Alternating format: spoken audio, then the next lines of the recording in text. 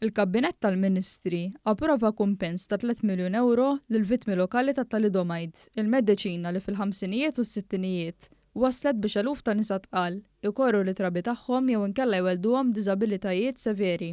F'dawk iż-żminijiet il-mediċina tal-idomide kienet tiġi importata wkoll f'pajjiżna u preskritta lin nisa tqal speċjalment kontra l-morning sickness. Trabi f'pajjiżna li baqgħu ħajjin u llum ilaħqu fl-etajiet tal-pensjoni qatt ma rċevew xi tip ta' kumpens għall-effetti tal-mediċina.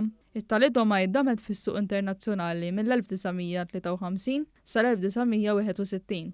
L-erba' filgħodu fil-Parlament, il-Ministru għall-Inklużjoni, il-Volontarjat u Drittijiet tal-Konsumatur Giulia Farrugia Portelli tenniet kif 61 sena ilu il-Perit Domingo Mentov kien qajjem punt dwar il-mediċina in kwistjoni u l-effetti ħoroġ tagħha. Lanqas biss kienet saret apoloġija magħhom u maqrabathom la mill-Gvern li permetta l-importanza tal-prodott u lanqas mill-kumpanija Ġermaniża kemm hi Grunenthal li kienet timmanifatturaħ. Iddeskrivi dan il-każ bħala ħniżrija u negliġenza kbira għax minkejja li l-mediċina twaqfet minnu fih f'pajjiżi oħrajn, f'Malta xorta waħda kienet baqgħet tiġi importata.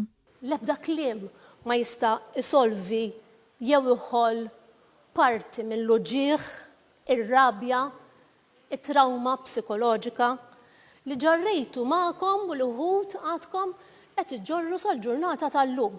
Kienet ibsa, u hija ibsa, u hija tqila. L-inqas ħaġa li stajt nagħmel meta quddiem iġġieda il-każ bħala membru parlamentari ta' din il-Kamra u wkoll bħala Ministru kien li jiena nismakom, nadirkom, imma wkoll illi nkun flimkien ma' sħabi il-vuċi tagħkom.